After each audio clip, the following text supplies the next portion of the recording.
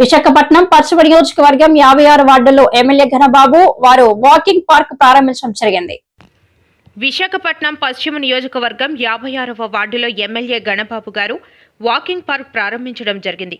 అసాంఘిక కార్యక్రమాలకు అడ్డంగా మారిన ఈ ప్రాంతంలో పార్క్ని నిర్మించడం జరిగింది. ఇక్కడ ఉన్న మహిళలు చాలా సంతోషకరంగా భావించారు. ఇలాంటి పార్కులు చాలా నిర్మించడం జరిగింది. ఈ ప్రభుత్వంలో అన్ని గణబాబు గారు చెప్పుకొచ్చారు. ఈ కార్యక్రమంలో పాల్గొన్న కార్పొరేటర్ రాజశేఖర్ గారు, అలాగే కూటమి ప్రభుత్వం కార్యకర్తలు తదితరులు పాల్గొన్నారు. కార్పొరేట్ గారు మాట్లాడుతూ సుమారు 45 లక్షలతో పార్క్ను ప్రారంభించడం జరిగింది.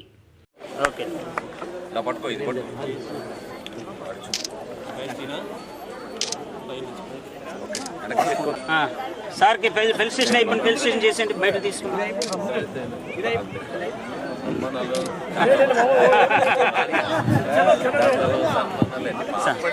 56వ వార్డులో నిర్మాణం దాన్ని ప్రారంభించడానికి వచ్చాం. ఈరోజు ప్రారంభించుకున్నాం. రాజశేఖర్ కార్పొరేటర్ గారు దీన్ని లీడ్ తీసుకొని నిధులు మంజూరు చేయడమే కాదు, ఇది ఊరికి చివరగా కొద్దిగా చాలా అసాంఘిక కార్యక్రమాలకి అడ్డాగా ఉన్నటువంటి ప్రాంతంలో ఈ నిర్మాణం అయిన తర్వాత దీని పూర్తిగా ఉపయోగంలోకి వస్తుంది, ప్రజలకు అందుబాటులో వస్తుంది.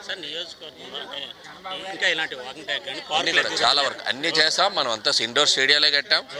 స్థలాలు అన్వేషించడం, మైదాన ప్రాంతం అంతా కొండవాళ్ళ ప్రాంతం మా నియోజకవర్గం. మైదాన ప్రాంతం ఉంటే క్రీడా మైదానాలు ఏర్పాటు చేయడం అనేటువంటిది నా ప్యాషను. సో డెఫినెట్గా అన్నిటికీ అత్యంత ప్రయారిటీ ఉంటుంది. ఒక నిమిషం ఆగండి.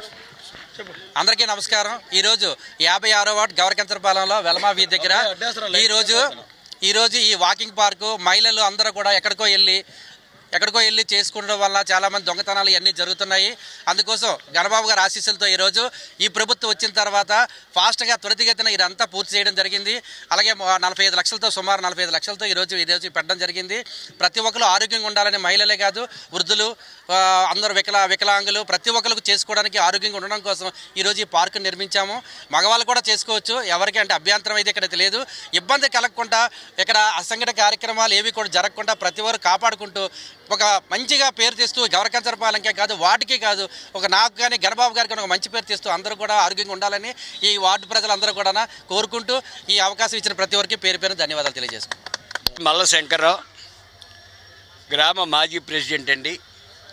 ఈరోజు ఇందాక మన ఎమ్మెల్యే గారు చెప్పినట్టు ఈ ఏరియా అంతా కూడా చాలా దీనిగా ఉండేది. మరి అలాంటిది యువకుడు కార్పొరేటర్గా బాధ్యతలు తీసుకొని ఇంకో 3 నెలల్లో రిటైర్మెంట్ అవుతున్నాడు. రిటైర్మెంట్ అయ్యే ముందు మరి 45 లక్షలతో మరి ఈ పార్క్ని వాకింగ్ ట్రాక్గా తయారు చేసి ఇక్కడున్న మహిళలకి, జెంట్స్కి కూడా తెల్లారిపూట కానీ ఈవినింగ్ పూట చేయడానికి చాలా హాయిగా చేసి, అలాగే కూర్చొని రిలాక్స్ అవ్వడానికి కూడా బల్లలు కూడా చేశారు. అలాగే ఇక్కడ పక్క కళ్యాణ మండపంలో కూడా మరి జిమ్ము సామాన్లు పెట్టారు.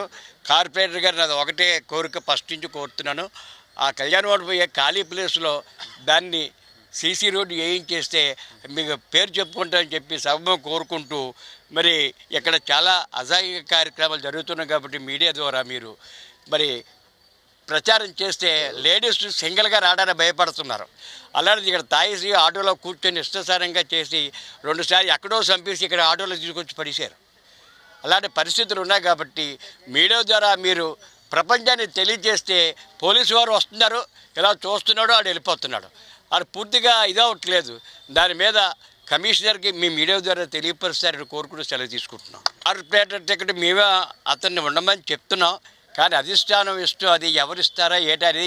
ఇంకా 150 వార్డులు అవుతున్నాయి. ఈ వార్డులో ఎన్ని మొక్కలు అవుతుందా, ఏ వార్డులు కలుస్తాయని తెలియదు. మరి ఇతనే ప్రజెంట్ సిటీ కార్పొరేటర్గా ఉన్నాడు. మరి కొత్త నాయకులు ఎవరెవరు వస్తారో మనం చెప్పలేం కదా. డబ్బులు ఉన్నాడు, నిన్ను పోటీ చేస్తానంటాడు. కార్యక్రమం అభివృద్ధి చేసిన వాడికి అవకాశం ఇవ్వాలని చెప్పి మేము కూడా కోరుకుంటాం. కానీ అధిష్టానం ఇష్టం, అది ఎవరికి ఇవ్వాలా ఏటని. కానీ అధిష్టానం దగ్గరికి వెళ్ళి అతనికి ఇవ్వని మేము చెప్తాం, కానీ అతని అదృష్టం మీద ఆధారపడి ఉంటుంది. మరి ఇంకా మంచి కార్యక్రమాలు చేసి అందరి దగ్గర మంచి పేరు తెచ్చుకోవాలని చెప్పి శరణ రాజశేఖర్ గారికి ధన్యవాదాలు తెలియ